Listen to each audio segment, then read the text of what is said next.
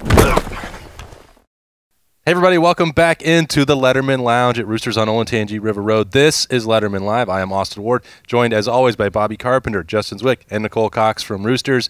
We've had a bunch of shows where we're just filling time. Not today.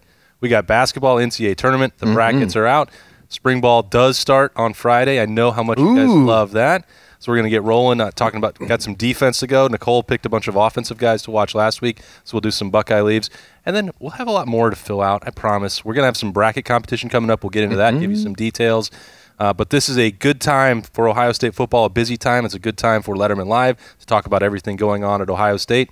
And it was a fun weekend of basketball, too. The Buckeyes had that regular season losing streak that we had touched on, and it was because Jay-Z had been starting to pay attention. And then luckily they turned it around because I watched all the games. You watched? Yeah. Did you watch the game yesterday? I did, yeah. Nearly won a Big Ten title, so that was a fun couple days, and that should bode well for a fun postseason now as March Madness. Friday at 3 p.m., the Buckeyes and Oral Roberts. The Buckeyes on the football field will practice in the Woody earlier on that day. This is March.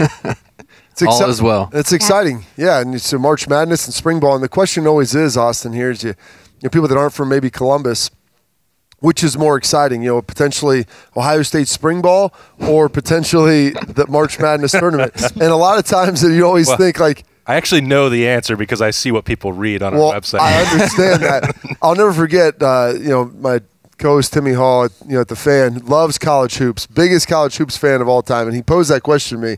He's like, it's not even a question, right? I'm like, it's really not. He goes, it's basketball. I'm like, I don't think that's accurate. Sorry. I haven't looked at the statistics of it, and I'm like, Ohio State fans love basketball. He said that with a smile on his face. He was excited about it. But I'm like, listen, I mean, that's people. A Final Four run's great. Yeah. But if you're going to tell me you're going to get bounced in the first weekend, or someone could go watch spring practice live, a lot of people would rather go watch spring practice live. So, it's the way that it is here, but Coach Holtman's got the basketball team rolling.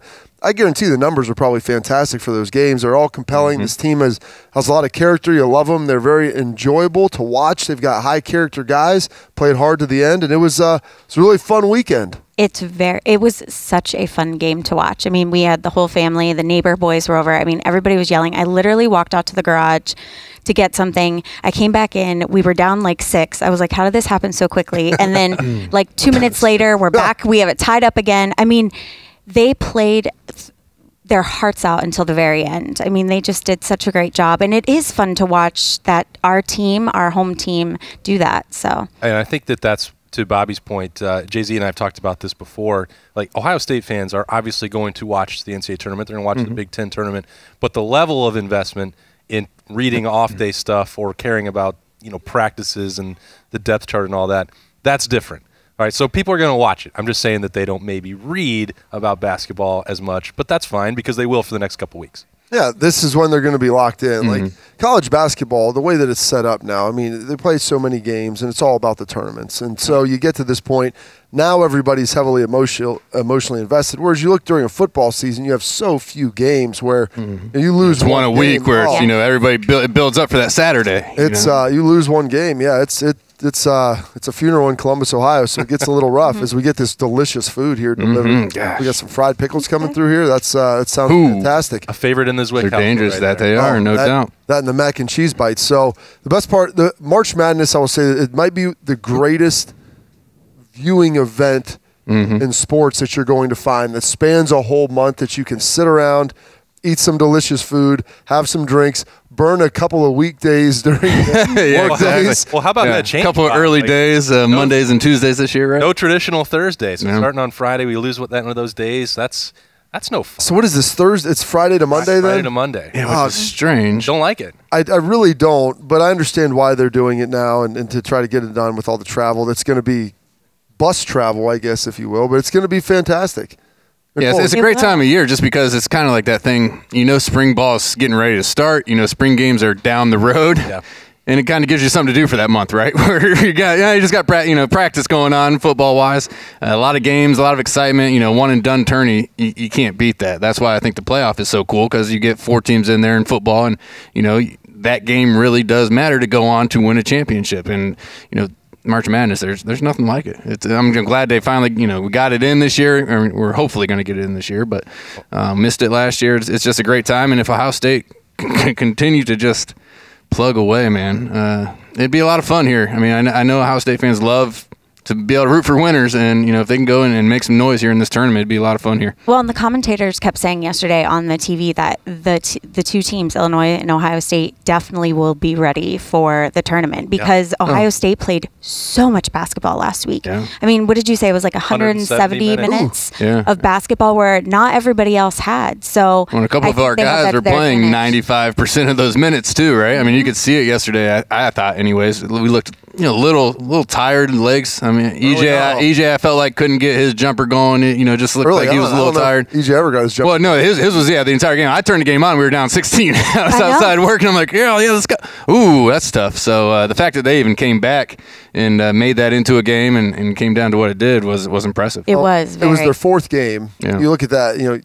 Illinois, that was only their third. And every game that they had played in, down to the they wire. found a way to make that a 40. And then yesterday, a 40-minute plus game. Yeah. You take Kyle Young out of the mix. They're playing teams with a lot of size. You pull out one of your post guys. You're putting a lot on EJ to go down there, be offensive and defensive, the presence that he has to provide. And it's just they ran out of gas a little bit. So the good news, now it's Sunday. You get 4 or 5 days, 4.5 days to gas back up. And you feel like heading into this tournament, they're playing really good basketball, which is really all you could have hoped for. And Nicole wanted to give out our Buckeye leads for defense, and we will, but she's got one for basketball because I see the notes over there. Okay. I like it. Prepared, and she was obviously watching yesterday just like Liberty was in her Roosters Ohio shirt. Yes, she looked so that made my day. I was like, hopefully this brings us luck and we'll win. Found out apparently, though, that she is all in on mozzarella sticks day. So I love it. I have to take those home now every Monday. Are you going to Roosters? Yeah. Give me some cheese sticks. Okay. There you go. All right. Do you have a Buckeye? That's a great aside there, I guess. You had a Buckeye leave from yesterday's game. I think I'm going to give it to Washington just because, I mean, the games that I did watch, he had a career high of scoring 32 points, which is amazing to think. So I've been very impressed with him this season. They needed that. Well, what's awesome about him is he's always never met a shot he didn't. Oh, well, yeah. So that's your guy in the club. I heard during the game, he's like, he's made a 3 in every game. I said, well, he shoots 10 of them. But I hope so. What he did, though, yesterday, I mean, he took the ball to the basket. He's not the thickest guy in the world. But he's not afraid to go. He attacked the basket. He's attacking Coburn in there. They did a good job of trying to pull him out with some of their sets to open up the lane a little bit. But he was fantastic, being aggressive, attacking the bucket. Good dude. He's really evolved. You can see the maturation in his game. And it was great. And the best part about Dwayne being on the team is our guy Ronnie Stokes, who does the call on the radio for IMG in Learfield, and he's from Massillon, if you will. Is that correct? No, just it's like Lancaster. Lancaster. He's from Massillon. And so it's interesting. You're from Orville, which Orville's west. Orville's west. About 27 minutes from my house to the house. As you start getting east of Massillon, you start getting from the 71 to the 77 interstate right there. That wash turns into Warsh. And so you get that extra R in there. My grandma's family's all from Zanesville. She was a big washer of the hands. And now we get to hear Dwayne Washington Jr. each and every game. And it's absolutely awesome. I love it. Ronnie does a great job. And you would never know it if he wasn't on this team. And then that thing just slides right in there and knocks the sign down. And speaking of punctuation, there's no way that guy's name is actually Coburn. I didn't think it was. No I just heard it on the radio on the way in here. I was like, I thought it was something. How do you have the C and the K and they're both silent? I'm not buying it. Yeah, it's radio friendly. Well, I think maybe they're scared to say it. I think they are. I didn't think Bob would cower to that when I heard him throw out to Coburn. I just repeat what the other announcers Fair enough. So if I'm wrong, at least I'm wrong. I'm not going to go out there and be on a limb with You're erring on the side of caution, Bob. And hey, in the world we live in, that's smart. You never know. Extreme caution. Yes. Ohio State did that last week when they shut down for pause again. Yeah, we left talking about football last week, and then what? Was it the next day or later that afternoon they get shut down? Tuesday morning they shut it down, and I'm like, oh, no, here we go again. We're going to have to talk about Ohio State.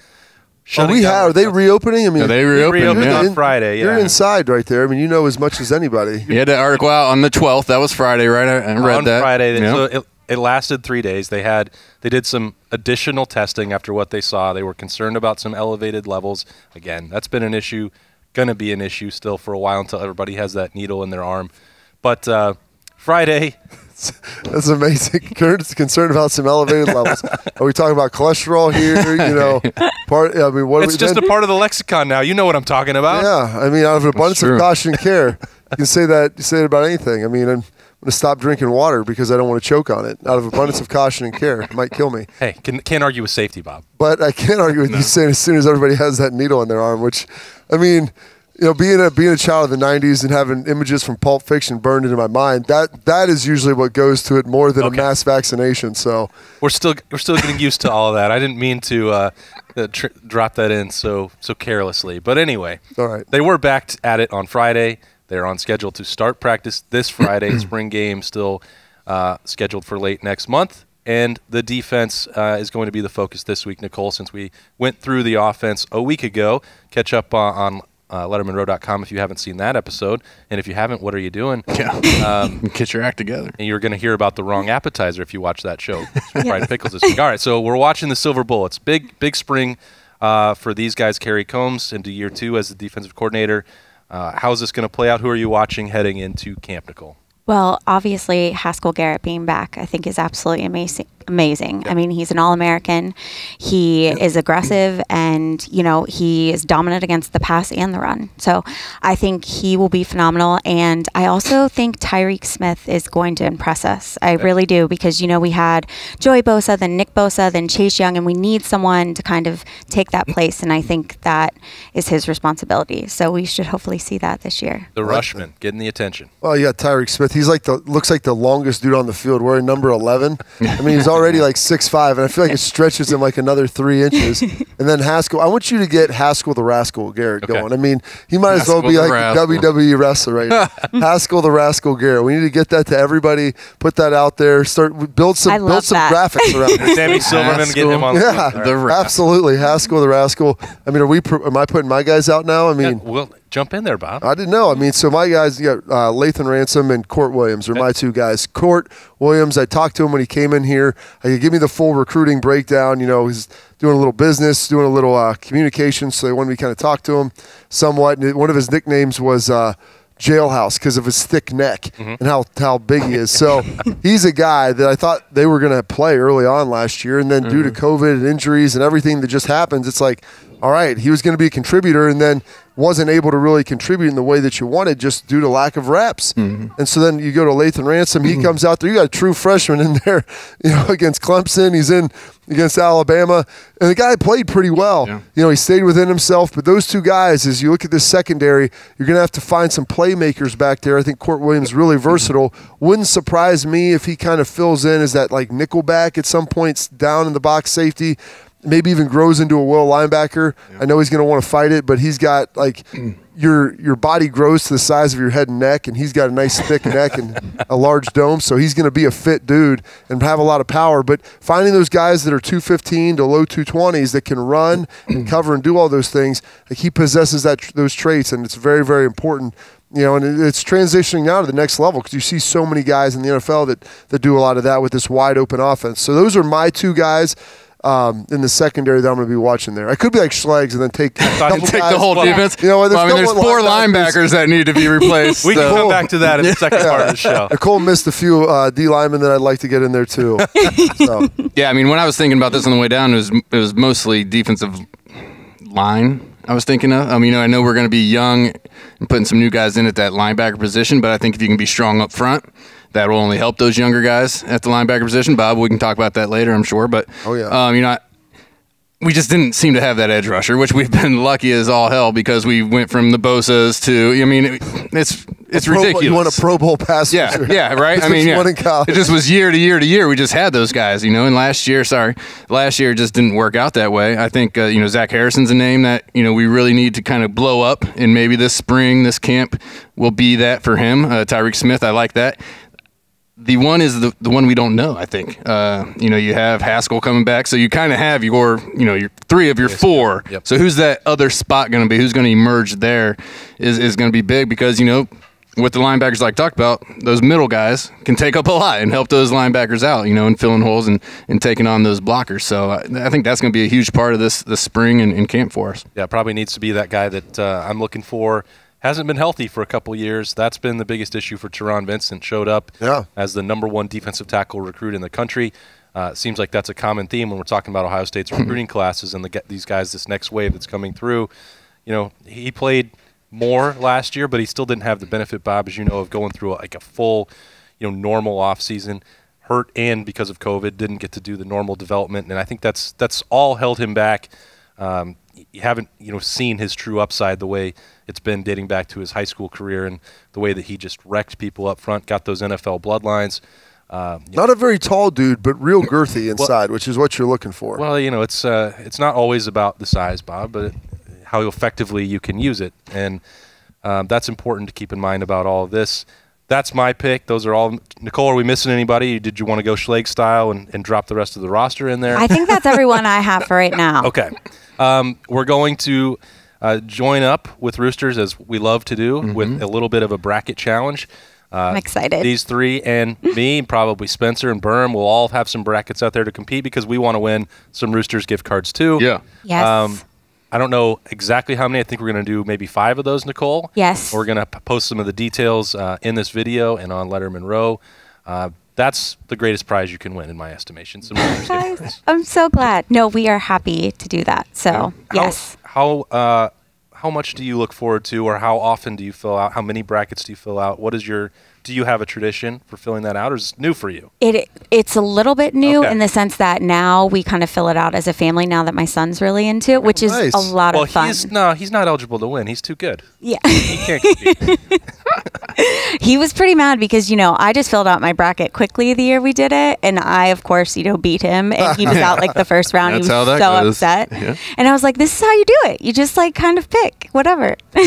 Bob, those NFL locker rooms is big time. Oh, we do college football, college basketball, anything. Most of those guys are borderline abject gamblers, so anything they can find to get some action on, it brings in alma mater, it brings in their alma mater and everything. I'll tell you this: I watch less college basketball now than I ever did. It's been started up here when I was 3rd, 4th grade, and I'd watch 3 games all day long. I didn't even care. Kansas, Missouri, okay, perfect. Put it on. UCLA, Arizona, yeah, let's watch that. Big Ten, great. And so I've watched less and less. The amazing thing is my brackets have gotten better and better. Wow. And so I don't know what it is. I think the less you know, the better you are. Yes, I agree with that. I think that goes with what Nicole was saying. Yes. Let's watch, I'm telling you. Because you don't overanalyze. Yeah, no doubt. Yeah, I filled my first one out last night, so I got how many do you some revamp. Well, that'll be my only one. It's just a family type deal. I got 4 Big Ten teams in the Final Four. There you go, perfect. So I'm going to revamp it maybe a little bit, but I think the Big Ten is the conference to beat this year. I think so too. Yeah, the woman that I will have been married to for 10 years on Friday beats me in the bracket. I think every year but one. That is awesome. I love it. I think it's Bob. Allie, that's amazing. The more you know, the less likely you are to win in these things. So it's probably better that I didn't watch a ton of college basketball this year, or didn't. Had Spencer covering the team for us, so I didn't have to, deal with all that. Maybe that will help me. Maybe I'll actually win this. And I mean, I don't need the gift. Yeah, you get to come to Roosters every Monday. Monday. But starts Friday at 3 p.m. and then probably So Sunday at some point. We don't know what time. Roosters will be the place to be to come watch the tournament. Yes, you can get that tradition back. I know my husband, for probably 10 years, came to Roosters every Thursday. For that Thursday, stayed all day. And now we won't have it this Thursday, but at least we have it this year. Yeah. I think that's what everyone is really excited for, to at least have it. Yeah, it hurt to not have it. The plexiglass still up in here, still some socially distanced, safe ways to come out to Roosters or get it to go. Absolutely. Order online, get it to go for your, parties at home, or whatever. I like that 3 o'clock start time. That's just about perfect. That'll make you feel like a tournament. Well, it gives you enough time where you don't have to set your alarm to wake up for a guy like you to start drinking. So you can. He's got to get around to golfing before the game. That's what he's thinking. Ease into that day. It's like slipping into a warm bath. No comment on that. This is Lettermen Live. It is brought to you by Roosters. We're going to let Nicole go about her day. We're going to tag Spencer in and talk a little bit more about that spring football coming up for the Buckeyes. Thanks, Nicole. We'll see you next time. Thanks, guys. Roosters is one of the unique companies that we deal with. They're involved in everything we do, from our personal foundation to also the Cancer Research Fund. And that's from the Buckeye Cruise from Cancer to all the events leading up to the Buckeye Cruise. They donate back to different organizations that are near and dear to their heart, and we're so fortunate to have been with Roosters now for a long, long time. All the folks at Roosters are just genuinely kind folks, and they want to make a difference. Thank you, Roosters Foundation. Thank you, Roosters Foundation. Thank you, Roosters Foundation. All right, welcome back to Lettermen Live. We've got Spencer Holbrook still riding high from that MAC championship for the Ohio Bobcats as he gets ready for the NCAA tournament. What a conflict of interest to be covering the Ohio State Buckeyes and openly cheering for the Bobcats to make a run. I guess your boss should have thought about that. Yeah, nobody Twitter search at A Ward Sports in Wyoming. Oh. I don't think there's a big crossover. They don't really. Yeah, that doesn't mean anything. Yeah, I mean, not in the same. Ohio's not in the same bracket as Ohio State, so there's no. I think it's okay to be able to root for OU just because Coach Bowles, is an Ohio State guy, right? He was here. He coached here. He's a good dude. I got to know him a little bit when he was here. Really good dude. Rooting for him down there, and it's great to see him come in the locker room doing that one-legged hop dance. Oh yeah, I used to go watch him play. We had season tickets. Did you? To Ohio University, yeah. I remember going and watching him play with Gary Trent, Gino Ford, Jason Terry. That unbelievable team down there. But yeah, so for him to be the head coach there after being up here with Thad, and you see him, move on, grind his way back, and doing a great job down there at his alma mater. So, Coach Bowles, man, I'm excited to see if these guys can make a run. And I got them win their first game. The Bobcats they've made some noise in the past. I mean, who did they upset? Was it Michigan? I believe it was Michigan. I remember I was sitting downtown watching this, and it was unbelievable. Everybody, there was a group of Michigan people actually in there, and they were heartbroken. Less than happy. They were not ecstatic about that. Was it during that very confusing time where Brady Hoke was calling Ohio State, Ohio, and then they actually lost to the real Ohio? Ah, yes. They just can't get anything right up there. That's very strange. Good news is that with going back to Ohio State beating Michigan in the semifinals of the Big Ten tournament, I don't know what the run is, but it's continued a streak where Michigan has not been undefeated against the state of Ohio now, or against Ohio State here for however many years in football or basketball. Still haven't competed for a conference championship in Indianapolis. Although their basketball team got to see what the inside of that place looked like. That's a start. They can at least go back and tell their fellow athletes. We were there. It looked nice. If you guys ever wanted to make it there, they won't need that. I don't think they'll need that anytime soon. Yeah. But thanks for trying to turn that back to Wyoming, Spencer. I mean, you had an opportunity. Yeah, he went quick, too. He didn't even come out with, I'm a proud alum or anything. It's just right to the Wyoming. Well, you can call it for a conflict of interest. And then I see Austin tweeting about Wyoming playing Ohio State in the Rose Bowl at some point. Well, that would have been an incredible matchup. And the conflict of interest there would just be outrageous. I don't even know if he'd be able to make the trip to Los Angeles. Oh, well. He has a high degrit of journalistic integrity. He does. Right. I'm able to compartmentalize if that actually happened, which I don't really believe that it will.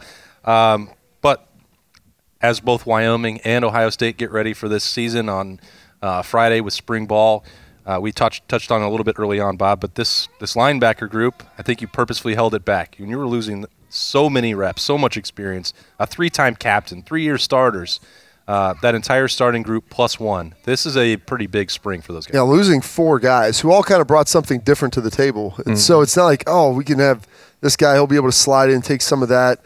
You had your anchors in there. You got Tough Borland. You got Barron Browning, Hilliard, Warnick. All these guys brought something different. So there were games like you're playing Wisconsin. They go to 4-4. There were 4 linebackers in there. They had 4 guys who could all play, who were veteran presences on that team. They did a great job communicating. And so now you're going to look at Taraja Mitchell, a.k.a. the Raw Dog. Can we get that going there? I think that might be have you made nicknames up for all these guys? Better than the Rascal. Haskell the Rascal. That's more like late 70s, early 80s WWE. Haskell the Rascal Garrett, but Taraja the Raw Dog Mitchell. I tried to get that going a little bit with him. Raw Dog Mitchell. I mean, you watch him stroke those dudes when he runs down on kickoff. For sure. I think that's exactly the way that we need to go. I mean, I'll show you the videos. Raw. I mean, it's raw, uncut, uncensored. Those guys have nightmares about that. If you got a nickname, it might as well be something racy, not something spicy. Yeah, it's got to be spicy. You want to make sure that I feel bad. Mine was just Jay-Z this whole time. It's boring. Boo. Initials and shortened names. That's no dice. You need something that's really going to move the needle. The Raw Dog. But he's going to be. I mean, he's essentially a very similar player to Tuff Borland. They provide a lot of the same things. Solid in the box backers, very smart guys, understand what's going on.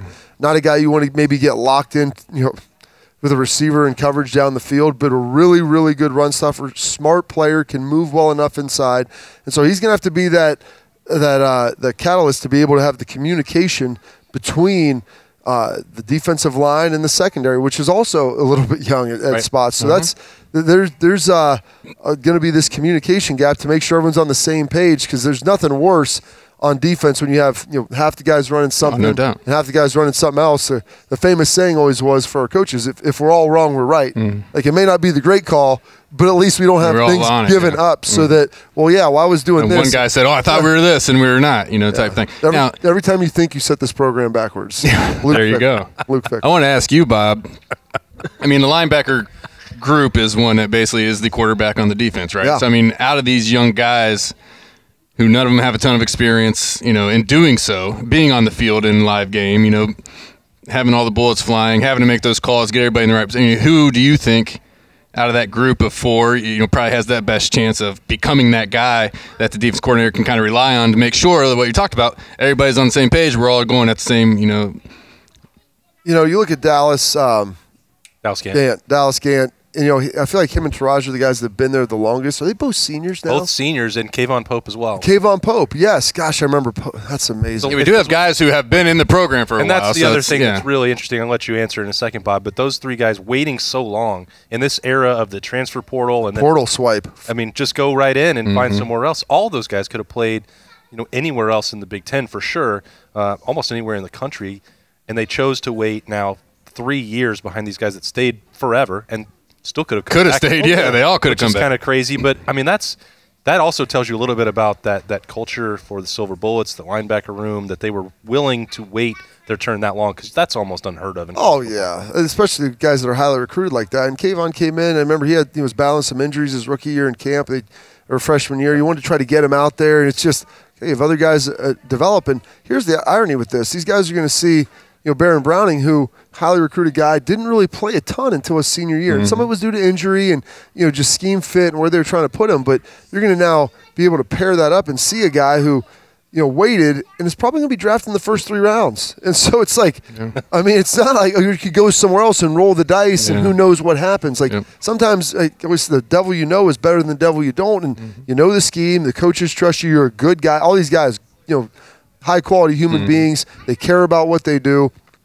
And all three of them kind of do something different. I think, to look at the two guys, Dallas and Taraja are probably the two guys who are going to be the big communicators. Kayvon, very athletic, probably play a little, more on the outside there. And I'm curious to see what they do with Dallas, because he was a thin dude that's bulked up that can also run. So they have different body types, which is always good, because you don't necessarily want to get guys that are the same type of player, because then you have a deficiency. It's like, well, we've got 3 guys that are all this, and they fit in this silo, but we need some people. You don't want 3 Schlegels out there. You want, one AJ, one Bobby, one Schlegel. AJ and a Bobby up there. 3 Schlegels. You're going to be okay at that point in time. You inside run. Well, inside run, you'd be awesome. That would be that would be a juicy lineup. You've got 3 sledgehammers out there just coming down. Not great. Might get lost in coverage a little bit. Might get lost in coverage, but you know what? I mean, win if you can, cheat if you must. I'll figure it out, right? Yell at the refs and say it wasn't holding. All right, Spencer, we know those top 3 guys that have been waiting their turn. Throw out a couple of the other names of these linebackers trying to make an impression starting Friday. Well, I really like Tommy Eichenberg. I think he's a guy that can make an impact and really move up the depth chart. And then you look at the younger guys. Cody Simon is going to push for playing time. Like that dude even looks like Malik Harrison to me. Even with all of the talent that's in that room that's been waiting, 3 and 4 years to get on the field. He's only been waiting 1 year, but I think he's going to have enough of an impact to really push for some playing time. I wouldn't be surprised if he's out there game 1. Game 1. That sounds like a bold prediction. I like Cody. Help recruit him too. Nailed both him and Court. Got him in here. Good dudes. Good, really. I sound like Urban right now, like grade A families, great family. Not good, great. Elite families. Have elite families, which is true. Like, that matters. Having players that come from, like, great homes, that's why those guys stay 3 years and wait to play. Those are guys that work through things, that they understand that there's, a payoff at the end. Not just cut and run as soon as something bad happens. And believe me, that's why I'm never going to – some guys transferring is the best thing for them. There's other guys where, hey – you're going to have some bad stuff. If you thought you were just going to roll in here and hey, the coaches love me. They recruited me. Now I'm going to be the starter. Yeah. Hey, they loved all 20 other guys too. All 85 dudes on scholarship are pretty good players. Yeah. So, those guys continue to grind. They work, and they become the best players that they could possibly be. They RYFP, reach your full potential. That's what they're all about. Dude on dude accountability. The Jacksonville Jaguars weight room slogan. Has you got that sign put up yet? We're working on it. Dude on dude accountability. Yeah, dude on dude. I'm a good dude. I'm going to hold you accountable to make sure you can get better. And so that's how you have good locker rooms, tight teams where guys care about one another and play really hard. It's a little cliche to mention all of them, but you have to remember Craig Young was on the field against Penn State the second game of the season. Like that's another guy, super athletic, can run sideline to sideline. And Mitchell Melton, I don't think Al Washington talked about anybody with as high praise who was on the bench as he did about Mitchell Melton last year, and he was just a true freshman. So that room is loaded with talent that can come in and make an impact immediately. Well, I think that room also got a big bump by him coming back, right? I mean, think about if you're having a new linebacker coach having to try and figure out, all right, what do these guys do well? He knows. He's been there. He knows what they can do, what they need to work on, so they can do that all throughout spring. So that's a huge thing. People really don't realize because we just think we can plug coaches in and be fine. But having that room and knowing everybody in that room the way they do, I think will be big for this spring practice. Well, especially with the young guys, because when you're recruiting guys, you see certain traits in them, and ultimately you transition that as you have a vision for them of how you would like them to play. And so a new coach coming in, you can go through and look at all that. Maybe they recruited him and stuff before, but you have no idea of how you think each one of them might fit. Well, you got a new coach trying to fit in with his new coaching staff and new head coach, and how do I do? So I think that is huge. And even though they are young experience-wise, you still have some older guys there who can run that room and bring the younger guys along. Well, I think that's probably one reason why missing spring last year was so devastating. I'm not even sure that's hyperbole for that pass defense. When Kerry Combs, when he loses all that instruction, all that chance to install a scheme, to learn the new players, we saw that earlier in the year that he just kind of deferred to the veterans because he hadn't had a chance to go through spring and get to know. You can't trust them. You've never seen him do it. It's hard to do that, right? And I think at the end of the year in January, it's kind of easy to forget what was missing in March and the amount of roster attrition that they had. That doesn't mean that finishing number 122 is okay to Ohio State, and they're not happy about it. But it also doesn't mean that Kerry Combs and a team that is recruited at an elite level in the secondary can't get it fixed now. They don't have to rip up their playbook. I mean, they know what they want to do, and they know they have guys that can do it. It was just kind of a weird year, and it didn't go the way they wanted to by any means. But it's not just, hey, we got to start from scratch. We just got to get our guys, get them some experience, and, have a spring here. And frankly, it wouldn't even. It's almost not even fair to the players. It's not kids; they're young men. To put them out there in situations where they haven't repped a lot of this stuff, to put them on a national stage late in the season when you're talking about playing for Big Ten championships and national championships against elite veteran talent that's going to be in the NFL, and you're putting a freshman DB out there, and it's like, good luck. I know we haven't really gone over these things. I haven't worked all the situations. Just try to figure it out where you're going to end up looking bad on national television. Not that should matter a lot, but these guys have confidence. It's important to make sure that they feel good about what they're doing and what you're asking them to do. You take that even a layer further. Even when the veterans were out there, all those guys that they trusted, a lot of times you kind of notice they were still doing some base things that you might expect to see. Hey, where's the wrinkle to the defense here? Where's the wrinkle? Well, the wrinkle is buried in 12 practices of coronavirus knocked out. Right. So you just wonder what could have been, and we'll always look back at that, what could have been, but you think that they'll probably have a little bit more, a few layers to this defense moving forward. Well, and this spring is obviously a lot different for that defensive backfield now that you don't have to replace Jeff Okudah, Damon Arnett, and Jordan Fuller. You do have to replace Shaun Wade, an All-American. Maybe didn't always play quite to that level last year, hurt a little bit, but you have Sevin Banks back, who I thought was Ohio State's best cornerback later in the year. Marcus Williamson, a lot of versatility, maybe playing in the slot. We'll see what happens there. And then Josh Proctor, someone I've talked about over and over, just one of the most impressive athletes on that team. You're getting Cam Brown back too, right? Yeah, he was the one that got hurt, right? Yeah, Cam, yeah. So I mean, that was. And he was playing a lot early on before he got hurt and too. a guy you mentioned, Court Williams, as well. We'll see how. Yes. So those guys now, hopefully, full off season, healthy, ready to go. because Cam was really playing some good football, and so all of a sudden he goes out. That's why. I mean, they were showing you they at least trusted him to put him on the field, right? And then he's out, and you're looking for somebody else to come in. Like, gosh, that's why you have Lathan Ransom, a true freshman. Like, go get it, big dog. Yeah, good luck. Smack him on the ass and get out there. Here you go. Marcus Williamson playing safety when he's really more of a slot corner. It's like, okay, well, you're asking guys to do a lot of things that they didn't really practice. Our number one corner was a slot corner who was playing on the outside, in my opinion. Right. But yeah, I mean, you're just trying to fit people in and field a defense, right? Yeah, and it's not a great you recipe. can get that done when you have superior talent. Yeah. All of a sudden, when the talent starts to become a little bit more equitable, then it's very, very difficult to try to just overcome lack of confidence in really what you're doing with just, hey, I know I'm better than this guy. I can do some things. Look back, play man, look back at the ball a little bit, or cheat this to make sure, even though I don't have the reps to get out here, but because I can catch him, I can catch up, or I can I'm out more physical than they are, and so that's where those things start to come into play, where you start getting out. Now you're playing Heisman Trophy winners at wide receiver. That you're not going to be a better athlete than them. Best case scenario, it's even, and so you have to out technique and out scheme them. You look secondary against Indiana, good receivers, a little bit of a struggle against Michigan State. Bad receivers, really well. What? Then Don't you sleep on Rocky. then you get to Northwestern. Why was that guy even on the field, Jay-Z? Come on. He's not even there anymore, is he? He started the whole year and then he transferred. Yeah. Send him out. Northwestern, Thanks. secondary looked good again. Even against Clemson, the receivers for Clemson last year, not that great. And Trevor Lawrence saw a lot of pressure, but the secondary, I think Sevyn Banks played his best game against Clemson. Then you get to the Alabama game. They looked a little rough. So like you said, when the talent's there, or when the talent's not there as much in the secondary, and the receivers aren't as good, then you grow that confidence. Once the talent equates, like Ryan Day always says, talent equates. It was a little bit of a slog. Grow that confidence. Sometimes you got to show that confidence as well. There it is, and it also complementary football. You need that pass rush. Jay-Z mentioned Zach Harrison. I think we've been waiting it feels like we've been waiting a very long time just because he's local kid, number one recruit in the country, 5-star, waiting for him to explode.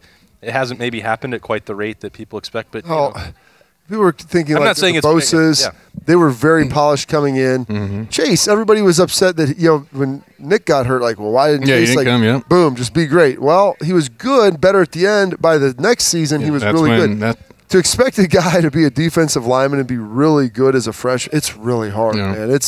It's probably the most demanding position. When you're playing inside with start playing against grown men. You're like fifth-year seniors. You may be like borderline 17, 18 coming in, playing against a dude that's like 22, maybe Schleig's case 24, 25. Like they're a grown man. Yeah, that's what it's tough. People don't think. You're big. You got that big frame in high school. It's a little harder to be, the strong, manly kind of guy. So you need a year or two in college to get that strength, to get that coming off the edge. And I think 100% right. If you could have, Austin, if you could hack in to Mickey Marotti's computer, they've got these files I call them pictures of dudes. Okay, and Schleig's used to have a bunch of pictures of dudes, and they take these pictures of guys when they first get there and at the end of I remember Josh Perry's pictures. Yeah, that was pictures of dudes. Crazy, scantily clad dudes. Is Jacksonville still doing that, or I don't know. Those are grown men, so you don't have to worry. I'm worried about Schleig's with some of these guys are 17, man. Like, Chris Hansen come cruising through here. Have a seat. You got pictures, guys like in spandex here, but you look at, I guarantee you, Zach Harrison from day one to where he is now, like the physical development, and you don't see it because it happens over time. You're like, you were pretty big when you got here, but now you actually, are starting to look like a grown man, and so that's fantastic. Yeah, and I think that's why this year we might see that jump for him, just because you expect it. And you just got to give him some time to get bigger, get stronger, just get into college life and, growing up a little bit. And he was pretty good last year. Not to say they weren't. I feel like Cooper was probably our best kind of edge but rush. Fifth year senior. But an older guy. Yep, mature guy. Could practice, was Max, great guy, elite family, was going to be as good as he was possibly going to be, max's potential out. And so you'll see that from Zach Harrison. It just takes some time. Yeah. But if we get both those guys, you get Tyrik Smith and him kind of on the same page, boy, we might not care who's playing in the secondary. It's not enough time to throw the ball. That's a good point.